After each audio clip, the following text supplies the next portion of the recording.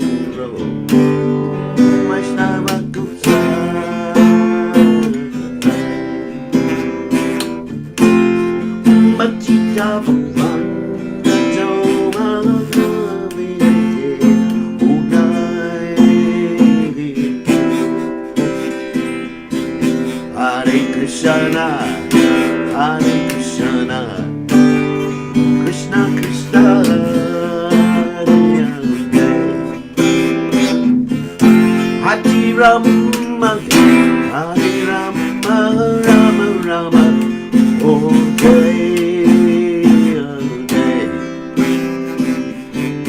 Hare Krishna, Hare Krishna, Krishna Krishna, Hare Hare. Hare Rama, Hare Rama,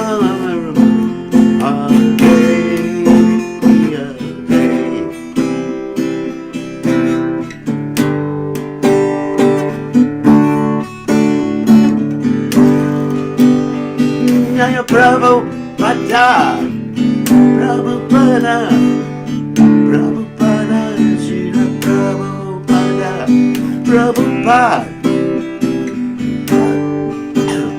Prabhupada, Prabhupada. Jai Om Vishnupad, Paramahansa, Paramacharya, or Teta Sachishi Shima. His Divine Grace Savaya, Chananada Bhaktivedanta, Goswami Srila Prabhupada Ki Jai, ISKCON Founder Acharya Srila Prabhupada Ki Jai, Anantakoti, Vaishnava Vrind Ki Jai, Namacharya Srila Hridas Thakur Ki Jai, Param Se Kaho Shri Krishna, Chaitanya Prabhu Nityananda, Shri Advaita Gadadhar Shivasati Gaura Bhakta Vrinda Ki Jai, Shri Shri Radhakrishna Gopi Gopinath, Shaima Kunda Radhakunda Giri Govardhan Ki Jai, Vrindavanam Ki Jai, Mathuram Ki Jai, Jagannath Swami Ki Jai, Yamunamai Ki Jai, Shrimati Lalasi Devi Ki Jai, Samveda Bhakta Vrinda Ki Jai, Gaur Premananda Hari Hari Bol. All glories to the assembled devotees. All glories to the assembled devotees. All glories to the assembled devotees. All glories to Shri Guru and Gauranga. Srila Prabhupada Ki Jai. Nama Om Vishnu Padaya Krishna Prastaya Budle. Srimati Bhaktivedanta Swami Namani Namaste Saraswati Devi Gaurmani Pacharni. Nirashesha Shunyavadi Paschacha Deja Tardi. Okay, so let us read the translation. Just let me get this chat window up there. So, again, I can see if someone has a heart attack. Oh, Vaishnava Goswami, please be merciful to me now. There is no one except you who can purify fallen souls. Where does anyone find such a merciful personality by whose mere audience all sins go far away? One becomes purified after bathing in the waters of the sacred Ganges many times, but just the sight of you purifies the fallen souls. This is your great power. The holy name delivers one who has offended Lord Hari, but if one offends you, there is no means of deliverance. Your heart is always the resting place of Lord Govinda, and Lord Govinda says, the Vaishnavas are in my heart. I desire the dust of your holy feet in every birth I may take. Please consider Narottama yours and be kind upon him. Narottama Das Thakur Ki Jai. So today we are commemorating the disappearance day of Sripad Ramanujacarya. So today we're going to be speaking about Ramanujacarya, and we have a lot to touch upon here in our talk about Sripad Ramanujacarya, so we're going to start right now. Om Ganatamidananda Shah Gananjana Shalakaya Chakshuran Meditam Yena Tasmai Shri Gurave Namaha. I offer my respectful obeisances unto the lotus feet of my spiritual master, His Divine Grace, A.C. Bhaktivedanta Swami Srila Prabhupada, who so kindly opened my eyes with the torchlight of knowledge while I was blinded in the darkness of ignorance. So, here we go. So, Ramanujacarya Ki Jai. So, Ramanujacarya is the great Acharya in the Sri Sampradaya, and he taught Sri Vaishnavism, which is in opposition to Shankaracharya's teaching of Advaita philosophy. So, Ramanujacarya taught what's called Vishishta Advaita, which means purified oneness or purified monism, which is extremely, very, very similar, similar to what Sri Chaitanya Mahaprabhu taught as a Chincha Beta Beta Tattva. In fact, Ramanuja's teachings is very similar, most similar of all the other acharyas to what Sri Chaitanya Mahaprabhu taught.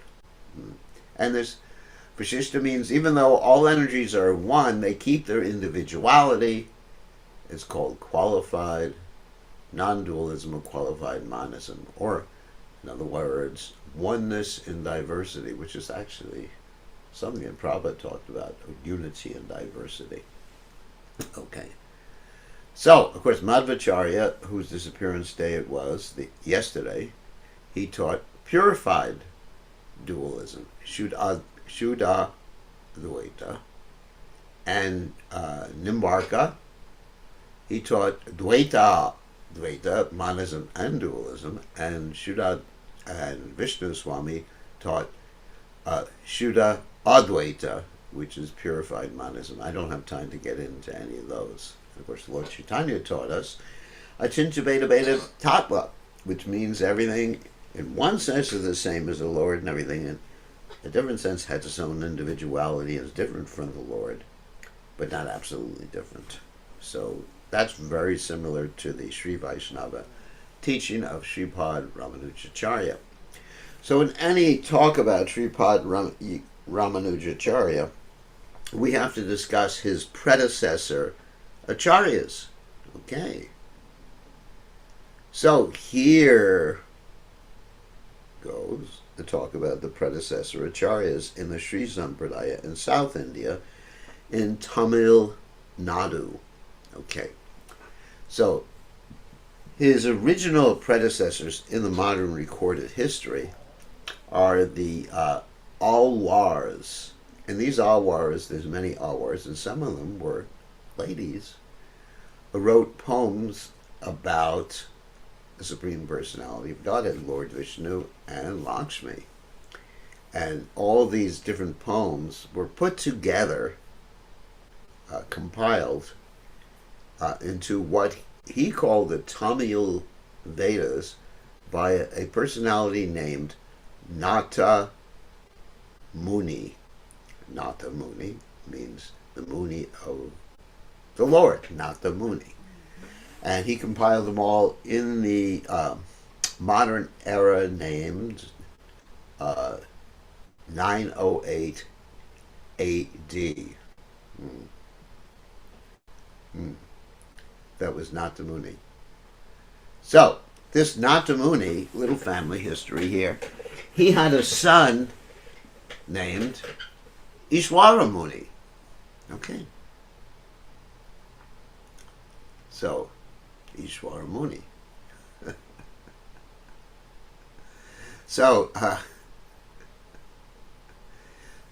this son, Ishwara Muni of Nata Muni, got married, which is fine. Munis are allowed to get married.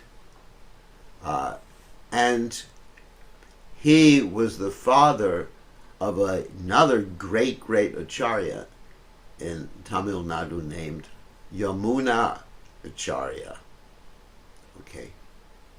And Yamunacharya died while his wife was pregnant, which occurred in about 953 AD. Okay. 953 AD. So Nata Muni, who was the grandfather of Yamunacharya, hope you're all following this, and Nata Muni was also the father of Ishwara Muni, who was the father of Yamunacharya. So Nata Muni was the grandfather of Yamunacharya, the great acharya. So Nata Muni, when he heard about his son Ishwara Muni, who was the father of Yamunacharya, dying while his wife was pregnant, Nata Muni became so disgusted with this world, that his dear son, who he spent so much time training up in philosophy, died. So Yamunacharya was left without his grandfather, okay, because his grandfather took sannyas. So Yamunacharya was a great, great logician, super intelligent, and a devotee. So Yamunacharya had a guru. I don't know the guru's name. You'll have to excuse me. But his guru was challenged by the king of that time, who was the king of the province of Chola, and he was challenged to pay taxes. Now, normally, the Vedic system is Brahmin don't pay taxes. We're not going to continue, Bhajan. You shouldn't interrupt me. Just ask me a question. So, someone wrote me a text message, and they just listen to class. This is important. So, anyway, but getting back to the point. So, everyone had to pay taxes, even the Brahmanas, or they had to argue with the court pandit and defeat the court pandit. And if they didn't defeat the court pandit, they'd be all held to pay for it. Maybe they even get killed. I don't know. So, anyway, so this Yamunacharya didn't want his guru to pay the tax. He said, this is improper. I will go and argue. A little kid, he's 12 years old at this point, Yamunacharya. And he says, I'm going to argue on behalf of my guru. So he went to the king's palace and he had an argument with the royal pandit. And the queen, she made a bet with the king because they were both watching this argument. She said, if Yamunacharya, or Yamuna at that particular time wasn't Yamunacharya, wins, then you, my dear husband, king, have to give Yamunacharya half your kingdom. King said, yeah, but what are you going to offer? And the queen said, if the pandit wins, I will become your obedient servant. So, Yamunacharya said, or Yamuna at this time, because it wasn't Yamunacharya, he said, here's the questions for the court pandit. You should defeat these particular statements, and then you've won. Number one, your mother is not barren. 2, the king is righteous. And 3, the queen is chaste. Now, that's pretty difficult to defeat. I mean, how can you say your mother is barren? Because that's defeating not barren. Because you're there. How can you say the king is unrighteous? Because that defeats the king is righteous, because that's an insult. You'd probably get killed. How can you say the queen is unchaste? That's even worse than saying the king is unrighteous. Okay, so how do you make those statements? And the court pandit says, I don't know how to do it. I cannot defeat those statements. Therefore, Yamuna said, I know how, and you will accept defeat. Your mother is barren because, according to the Vedic system, one son means she's still barren. Okay? The king is unrighteous. Why? Because he assumes the karma of the citizens. Oh my God. I wouldn't want to become a king. And the queen is unchaste because she's married to the king, who is the representative of all the demigods, 33 million husbands. Oh my God. So therefore, Yamuna was given half the kingdom. And he got the name Alabanduru, which means he was conquered. So when he was given half the kingdom, remember he comes in a Brahmin family, his father is Ishwara Muni, his grandfather is Nata Muni, not supposed to become king, it's not proper, but he became enamored by, the position. You're sitting on the throne, everyone's fanning you with the peacock fans, chanting your name, plenty of money, plenty of good food, probably dancing girls too, all that stuff. So, his grandfather, remember, Nanda Muni was his grandfather, Ishwara Muni was his father. His father passed away early.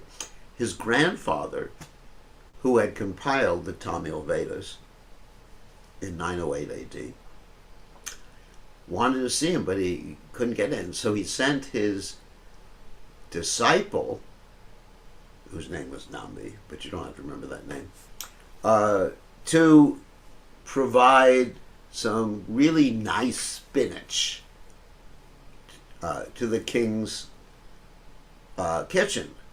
Really like first class, wow, delicious spinach, which was really hard to find. So he kept bringing it every day. He couldn't see the king. Then one day he stopped providing it, and the king said, "Oh my God, where is my spinach?" And the cook said, "Well, the guy didn't bring it, but he's somewhere around. I'll bring him in to see you." So, when there's a lack of sense gratification, then lack of good food, immediately you want to find out who is responsible. And so, therefore, this Nambi, who was the disciple of Nanda Muni, okay,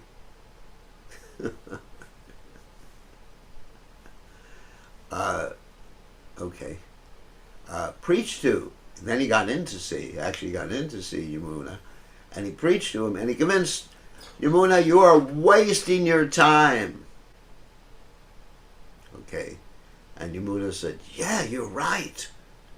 I'm so much engrossed in sense gratification that I've forgotten my mission in life." And he immediately left the kingdom and took up the renounced order of life. Okay. And so he became the great Acharya in Tamil Nadu, called Yamunacharya. Okay. So there's Yamunacharya. Okay. The great Acharya. Everybody got it? Okay. Everybody got it. So Yamunacharya is in charge of the temple Srirangam, and anyway, great Acharya.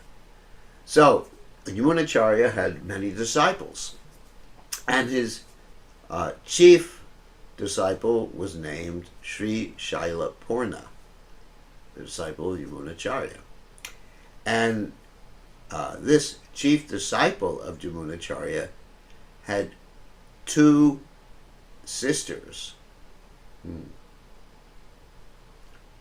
And one of the sisters' names was Bhudevi, who was the mother of Ramanuja. So it wasn't Ramanujacharya at that point. And the father's name was Asuri Keshavacharya. The father's name of Ramanuja was Asuri Keshavacharya. Mother's name was Bhudevi. Okay? And they had a son, and it was Ramanuja. And he was called Ramanuja according to the astrology, that everyone thought he was like an incarnation, and he is the incarnation of Lakshman. Lakshman, of course, Lakshman is Lord Ram's brother. Lakshman is not different from Balaram, who is not different from Lord Nityananda, who was the original spiritual master.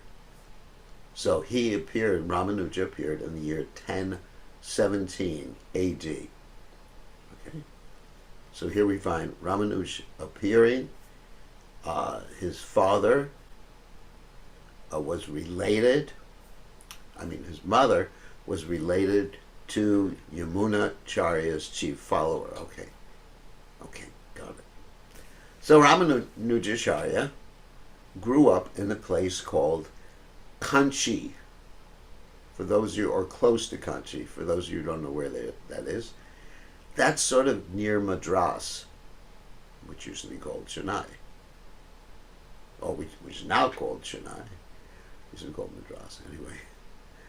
So, he, Ramanuja, he wasn't an Acharya at that point, he associated with a non-Brahmin disciple of Yamunacharya who happened to live in Kanchipuram.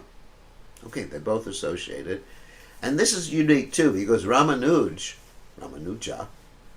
was from a Brahmin family, and so for him to associate closely and take instruction and mix with a non-Brahmin, that really went against all the ritualistic, Brahminical, whatever, that people followed at that time. Okay, so he had this close spiritual association from a non-Brahmin, but we understand, Kiva Vipra, Kiva Nyashi, Shuddhakinanai, Ye Krishna Tatva Veda, say Guru Hoy. If one knows the science of Krishna, one can be considered Guru, whether one is a sannyasi or a learned person or Shudra or whatever. So, Hobata Swapachito Gariyan Yadvi Jivagre Vartate Nama Tubyam de Pustapus Jehuva Sharsna Arya Ramanujar Nama Gunanti Yete. How wonderful it is that even if someone is born in the family of dog eaters, Hobata Swapachitoga Yaji Wagre, if he's chanting the Lord's holy names, Vartate Nama Tubyam, that's understood that he's actually risen to the highest platform, and performed all the preliminary austerities and rituals, and come to the platform of being a real Brahmin. Ramanuja, not Acharya yet, he was married when he was 16 years old, and his father, he died when he was around 16 too. So Ramanuja had a guru in Kanchipuram. And his guru's name was Yadava Prakash, who was an impersonalist. So remember, Ramanuja is a great acharya in not our sampradaya, in the Sri Sampradaya, which is a personalist sampradaya, and his guru was an impersonalist. So he had a lot of clashes with his guru. Oh my God. One day he was massaging his guru. And as he was massaging his guru, what happened? The guru was explaining a verse from the Chandogya Upanishad. And the guru explained a particular verse, which was describing the Lord's eyes, as the guru translated it as the Lord's eyes are as red as a monkey's behind. I'm not going to use that word in class, the ASS, and Ramanuj got so upset that he started to cry as he was massaging his guru. And as he cried, some of the tears, hot tears, fell on his guru's back. And the guru said, "What's the problem?" And Ramanuja said, "The problem is you're wrong, Guru Maharaj." And the Guru Maharaj got really angry, and he said, "You think I am wrong? I'm your guru. What's your explanation?" And Ramanuja was able to explain it very nicely, as in a different translation, breaking up the Sanskrit words in a slightly different way, which you can do in Sanskrit, that the Lord's eyes are as red as a lotus flower.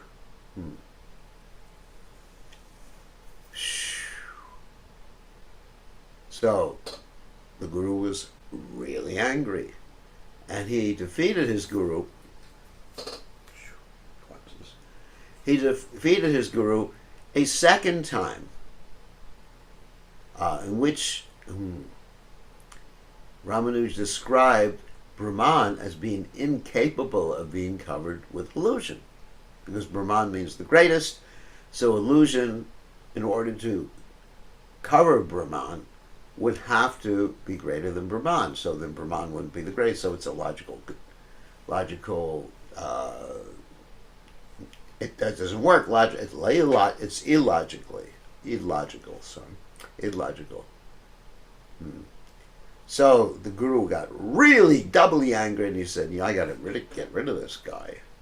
So let's do a way. Let's find a way to get rid of him, in which we can actually get purified from the sin of killing him." So he said, "Let's all take a trip to the Ganges, and you come too, Ramanuja. We want you to get purified." So Ramanuja said, "All right, I'll go." And at the same time, Ramanuja's cousin Govinda was accompanying them too, and Govinda was also a disciple or connected with that particular guru. So they were on their way to the Ganges. They almost got to the Ganges, and they were talking at night about how they were going to kill Ramanuja and take a bath in the Ganges afterwards. And so Govinda overheard the guru and his other disciples talking about it. And so he informed Ramanuja. Ramanuja ran away in the middle of the night into the forest. And remember, he was like 1,000 kilometers or even more, actually 1,500 kilometers, from from Kanchi at that time. He was near the Ganges. That's quite a distance away. Very, very far away. So he escaped, and he was in the jungle. He didn't know which way to go.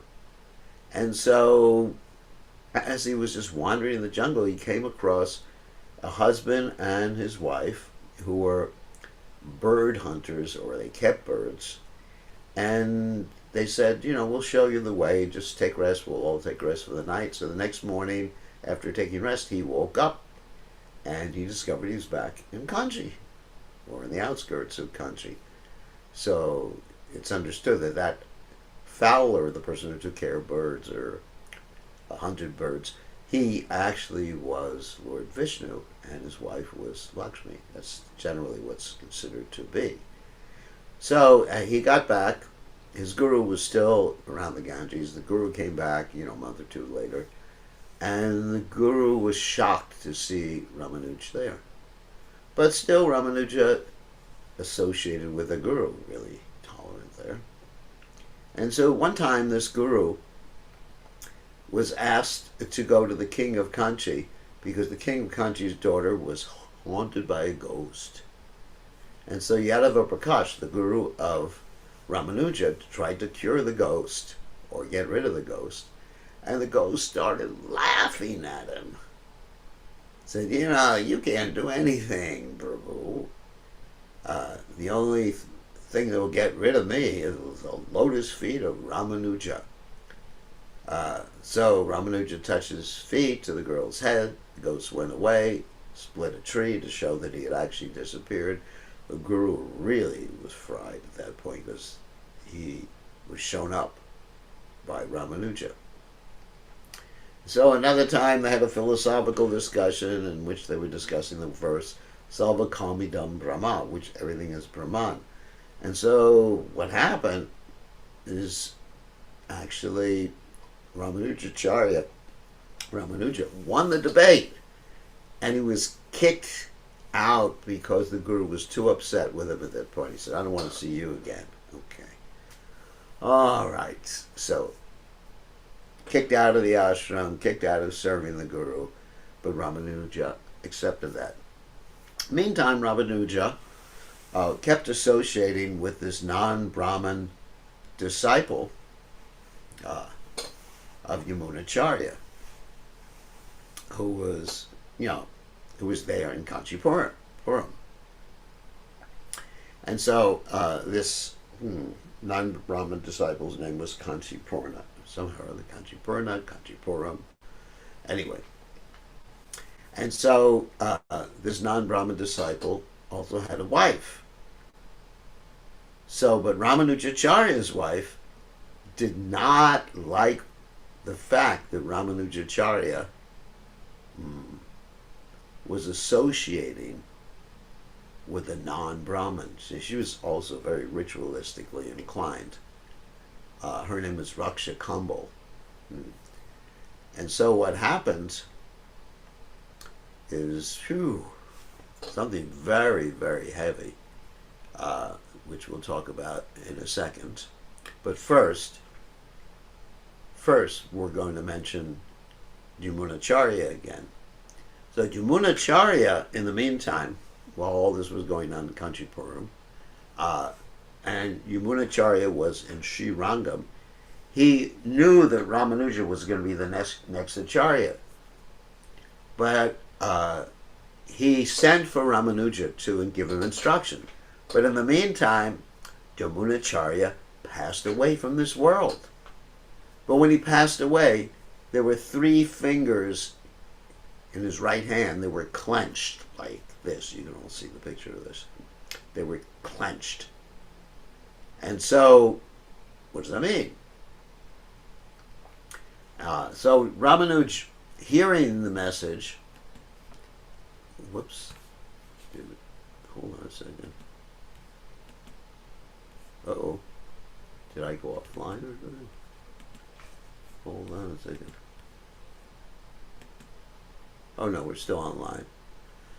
I got scared. I thought we went offline. So anyway, let's go back.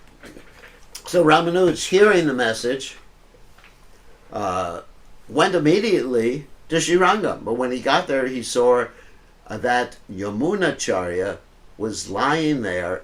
His body was lying there in state, and he had these 3 fingers clenched. And the disciples said, we don't know why these 3 fingers were clenched. He never clenched them during his lifetime. And Ramanuja said, I know. There are 3 unfinished messages. 1, teach people in general about Krishna consciousness. 2, write a commentary in the Vedanta Sutra. And 3, name one disciple after Parashara Muni. So then he returned to Kanchi after that, and he was so upset that he didn't get a chance to meet Ramanujacarya. So in the meantime, getting back to Ramanuja and his wife, Ramanuja invited his non-Brahmin associate, disciple of Ramanujacarya, for dinner. So this non-Brahmin disciple came early when Ramanuja wasn't there, and he was fed by Ramanuja's wife, who threw away all the remnants and fed them like to animals or dogs or something like that. So when Ramanuja came back, he found out that the wife had disrespected the remnants, and he got very angry. Second time, Ramanujacarya's wife, Rakshakambo, was drawing water from a well. The same time, Kanchipurna's wife was drawing water from the same well, and some of the water from Kanchipurna's wife's bucket fell into Ramanujacarya's wife's bucket. And Ramanujacarya's wife threw away the water, said, "It's contaminated." So when Ramanujacarya heard this, he decided, I'm taking sannyas, I'm getting out of here. So he wrote a trick note to his wife, ostensibly from his wife's father, and the note said, there's a marriage, you got to come to home right away. And so in the meantime, the wife left, and Ramanujacarya, he told her he was going to follow her. So instead, as soon as she left, he took sannyas, and he got the name Yatiraj, the king of the sannyasis. And the first person he initiated his name was Dasarath, his cousin. Second disciple was Quresh, who had a photographic memory. And Quresh preached to Yadava Prakash, who was Ramanujacarya's previous guru, who was an impersonalist, and converted Yadava Prakash, who also took his mother's instructions, and also after that got defeated by Ramanujacarya in an argument, and he got initiated by his disciple. In other words, Ramanujacarya initiated his previous guru, and gave him the name Govindajihar, and Govindajihar became a great famous personality in the Ramanuja Sampradaya. So Ramanuja left Kanchi, and the main deity in Kanchi is called Varadaraja, and he studied under a devotee named Mahapurna in Srirangam. Eventually, he was sent to Goshti Purna, another disciple of Yamunacharya, to learn a mantra that could liberate anyone who heard it. So he begged many times for the mantra. This devotee, Goshti Purna, said, I will give you the mantra, but you have to keep it a secret. Don't reveal it to anyone because it will liberate everybody. So he was given this mantra, went up to the highest building in the city, and yelled out, if anyone wants to get liberated, please repeat this mantra, Om Namo Narayanaya. And they all did it. The guru came and got really upset, said, now you're going to hell. And Ramanujacarya said, I am willing to go to hell to liberate people. And the guru said, now I understand you are my guru. Instead of me being the guru, you're my guru because you're more compassionate. So he traveled all over India. And there's an interesting story how he went to Jagannath Puri one time, and because the devotees were worshiping the Lord in a more spontaneous fashion rather than a Vaidhi fashion, he tried to correct the pujaris. Jagannath didn't like that. Lord Jagannath didn't like that. And he was thrown to Kurmakshetra by Lord Jagannath. Kurmakshetra is close to Jagannath Puri, and it's the place where Lord Kurma, the tortoise incarnation of the Lord, is worshipped. And as he was traveling, he wrote the Sri Bhasha, which is the commentary on the Vedanta Sutra, by Ramanujacarya. So later on, he had a conflict with the king of Chola, whose daughter he previously saved, which is interesting because the king of Chola was a Shiva worshipper who wanted people to worship Shiva and not to worship Vishnu. So he sent a threat out to Ramanujacharya that I want you to change your method of worship. So please come to see me. So one of Ramanujacharya's disciples, Quresh, remember the one with a photographic memory, went to see the king, but he dressed himself like Ramanujacharya. And he refused to give up his worship of the Lord Vishnu. And so the king got so upset that he blinded this disciple of Ramanujacharya. But what happened was the king later on died from an infection in the throat, even became known as King Worm Throat, Krimikanta, because of that. So later on, Ramanujacharya told Quresh, who had become blinded by the king, go ask the deities for your eyes back. So Quresh went before the deities, and he only prayed for the benefit of the king. And Ramanujacharya said, you didn't pray the right way, the way I wanted you to pray, because your eyes belong to me. You're meant to serve me. So he went back a second time, and his eyes got back. Another time, Ramanujacharya had a debate with 1,000 Jains. And he defeated them. And they all committed suicide. Another famous story is the Dhanurdas story.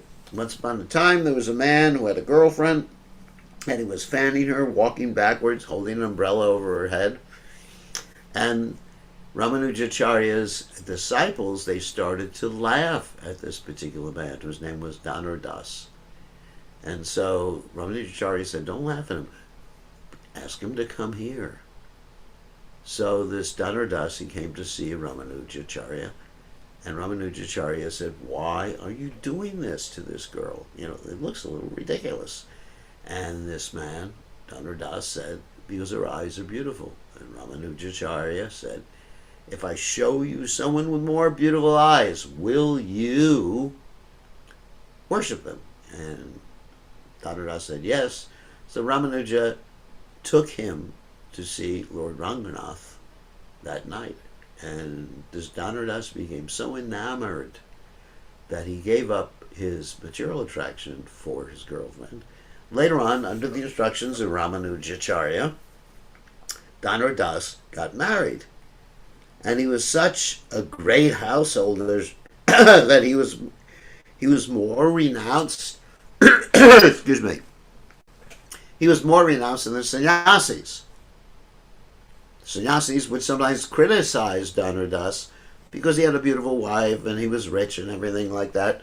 And Ramanujacharya said, I'm going to show you how you are more attached than this householder.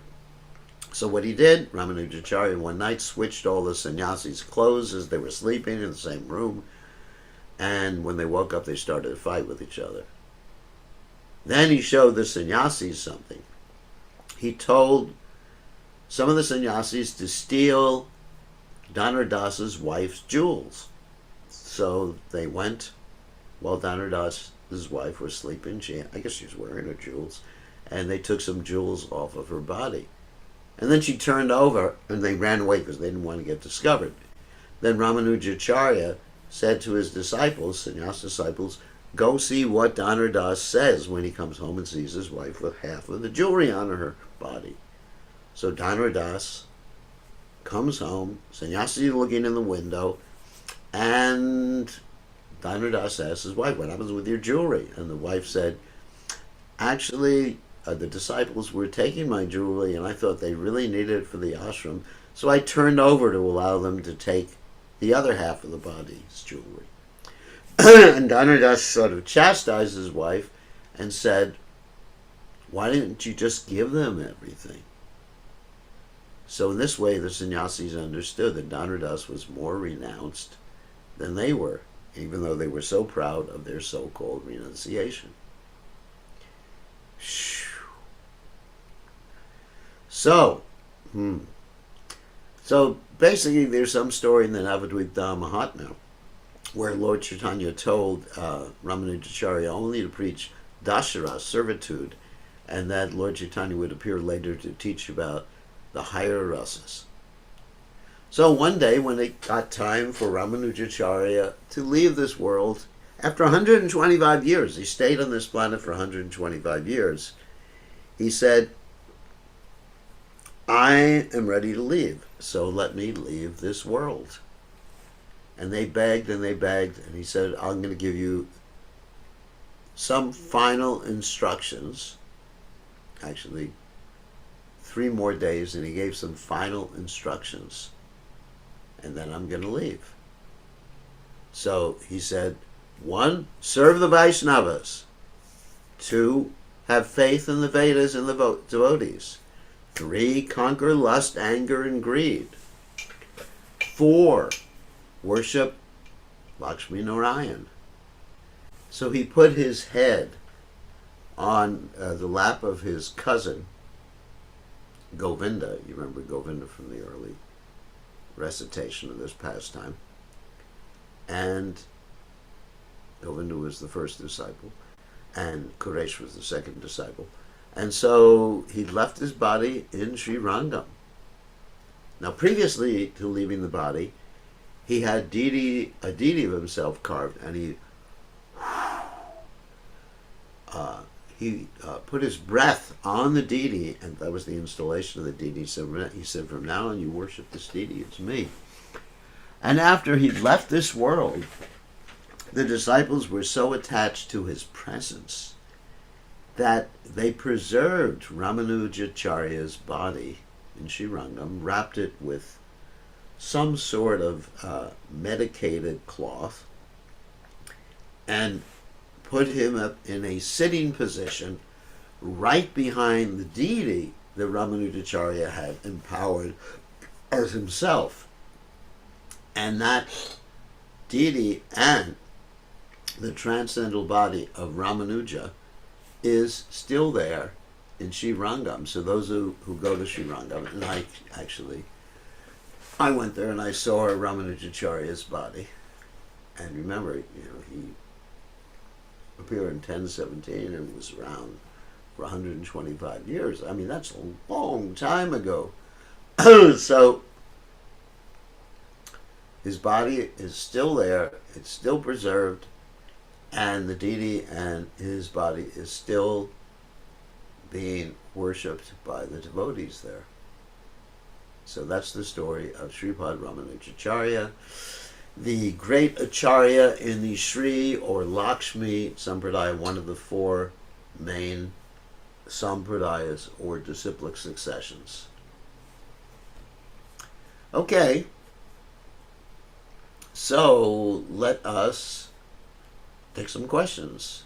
If anyone has any questions about Sripad Ramanujacarya, whose disappearance day it is today. Now, tomorrow I think we will have a class tomorrow, but if we do have a class tomorrow, that will be the last, no, it won't be the last day, because on Sunday I'm also, but the Sunday will be the Sunday feast presentation, which will be about Lord Varaha, the boar incarnation of the Supreme Personality of Godhead. Someone asked the question, is Ramanujacharya Vishnu Tattva? If we take him as being Lakshman, yes, but if we take him as being empowered expansion of Lakshman, no. So that I cannot answer. That's above, as they say, is above my pay grade. But if we take him as Lakshman, which many commentators do, then yes, Vishnu Tattva. But other commentators, they say that he is empowered by Lakshman. So that we will see. So if someone has a question, they can type in the chat window, or if they'd like, they can raise their hand and I can call on them. So today is a very important day in the Vaishnava calendar.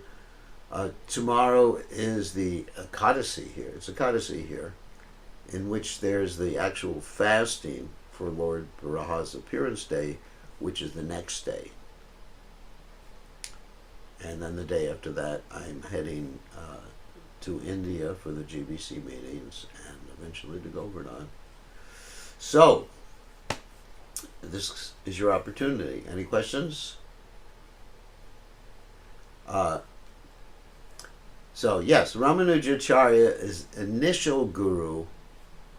Whether he took initiation from him or not, or whether it was a Siksha guru, Yadava Prakash was a Mayavadi, but later on Ramanujacharya initiated that Mayavadi guru after Ramanujacharya got a connection and initiation in the Sri Sampradaya that was headed up by actually he took an initiation in the holy names from some of the disciples of Yamunacharya. He didn't actually take direct initiation from Yamunacharya because Yamunacharya had already left. But some of the other ones like Goshti Purna and others, Ramanujacharya took mantras from.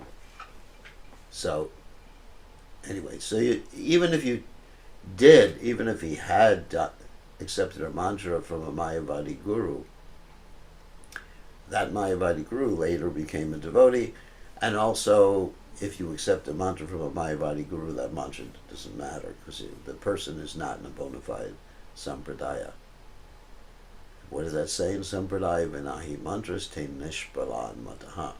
If you get your mantra and it's not coming in sampradaya, it's not initiation, it doesn't work.